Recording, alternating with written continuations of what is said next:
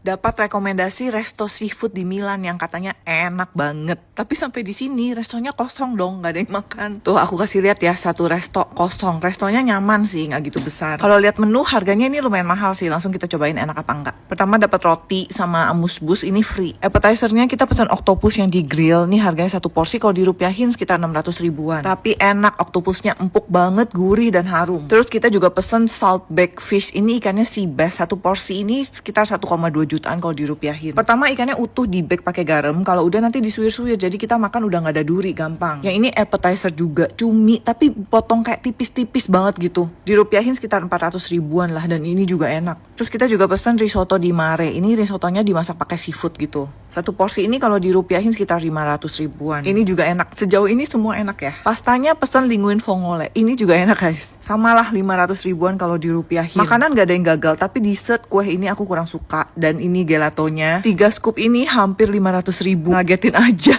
Total makan habis gini. Osteria di Brera.